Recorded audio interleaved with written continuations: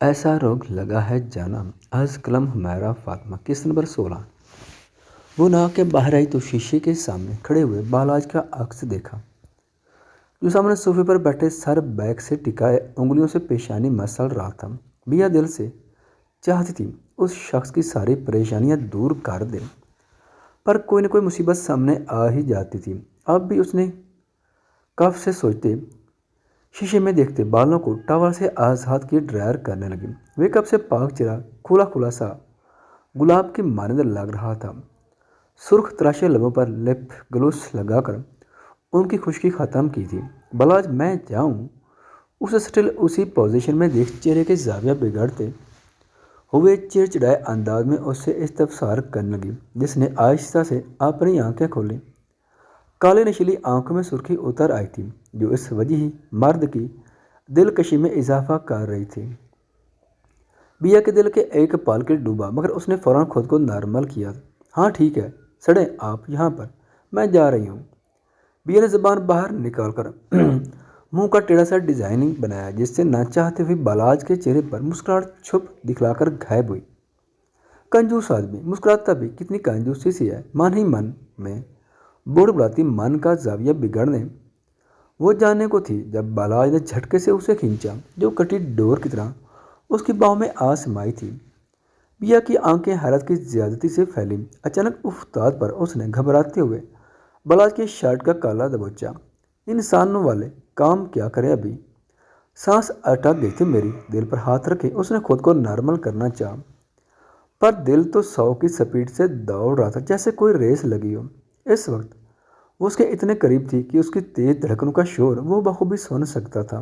آ جانا، میرے ہوتے ہوئے کوئی اور تمہاری سانس روکے، ایسا ممکن نہیں۔ زمانی انداز میں کی گئی سرگوشی اور بوجھل لہجے کا ارتکاز بیا کو پلکیں گرانے پر مجبور کر گیا۔ سایہ فگر مژگاں سرخ آرزوں پر گرے بالاج کو مسمرائز کر رہے تھے۔ آنکھوں میں آپ کے خماریت اتری تھی۔ وہ اس کے تھوڑا اور قریب ہوا تو بھاری سانسوں کی تپش سے بیا کو اپنی سکن جھلستی محسوس ہوئی۔ بالاج، اس کی آنکھوں سے جھلکتے تقاضوں کو تاب لانا بیا کے بس کا کہاں تھا۔ وہ تو بس گھبرائی سے نظریں جھکائی بیٹھی تھی۔ بالاج نے ایک ہاتھ اس کے بالوں میں پھنسایا جبکہ دوسرے پہلے سے کمر کے گرد تھا۔ وہ بنا اس کے معمولی سے احتجاج کی پرواہ کیے اس کے نرم تراشے ہوئے سرخ لبوں کو اپنے انابی ہونٹوں کی پکڑ میں لے چکا تھا۔ آہستہ آہستہ اس کی گرفت میں سختی آ رہی تھی۔ بال اور کمر کی گرفت پہلے کے مقابلے کچھ سخت ہوئی تھی، وہیں ہونٹوں پر نرمی سے شروع ہوا سفر اب شدت کا درجہ اختیار کر چکا تھا۔ بیا کو اپنا سانس رکتا محسوس ہوتا، بے ہاتھوں سے ہلائے اس کے منہ زور جذبات لگام دینے کی ناکام کوشش کرنے لگی، پر وہ تو جیسے یہاں تھا ہی نہیں۔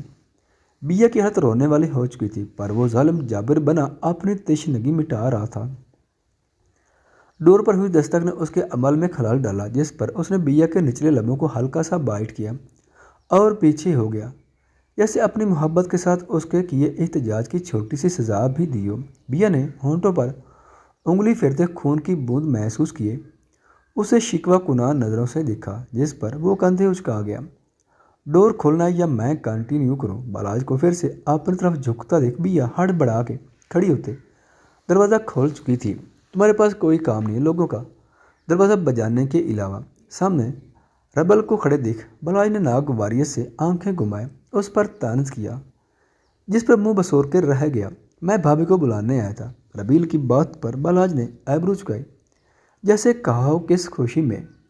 کون سی بھابھی؟ کہاں ہے تمہاری بھابھی؟ بیا کو بازو سے پکڑے اسے دروازے سے پیچھے کرتے خود ربیل کے سامنے جا کر کھڑا ہوا۔ اس کی شخصیت میں کچھ ایسی ہی تاثیر تھی۔ سامنے کھڑا ربیل کچھ لمحے کے لیے گھبرا سا گیا۔ وہ ویسے بھی اس کے سامنے کم ہی جاتا تھا۔ وہ کیا اس نے کسی کزن کو کبھی فریق کروایا ہی نہیں تھا؟ بس اب دور سے اس شیر کو دیکھ اپنی رائے پیش کرتے تھے، جو شاید کسی کو مسکراتا دیکھ بھی بھڑک جاتا تھا، ایسا ان کی رائے تھی۔ بھائی وہ اب اسے سامنے دیکھ ربیل کی ہر بار والی چلتی زبان ساتھ نہیں دے رہی تھی۔ میں تمہارا بھائی نہیں ہوں، نہ ہی یہاں کوئی تمہاری بھابھی ہے۔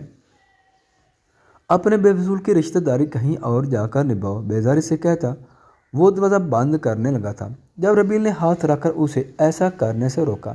बालाज से सुर्ख होती आंखों से उसे घूरा, जिस पर वो बामुश्किल मुस्कुराया। भाभी नीचे आपके भाई लोग आए हुए हैं, मेरे जलाद भाई।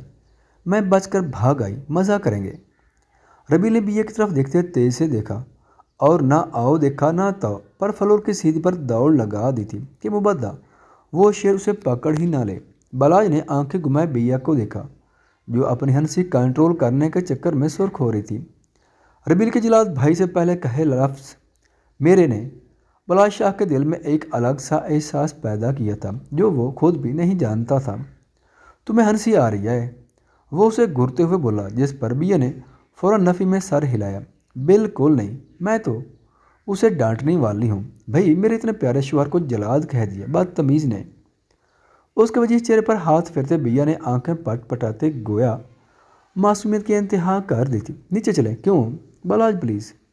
उसके बिगड़े तेवर देख भैया ने प्यार से सिफारिश की, वरना पता नहीं साहब किस मूड में थे। चलो भाई प्लीज़, तो ऐसे कार्यों जैसे मैं जला दूँ। बेपरवाही से तंज मारता वो नीचे चला गया। पीछे वो मुंह के जाविये बिगाड़ते रह गई।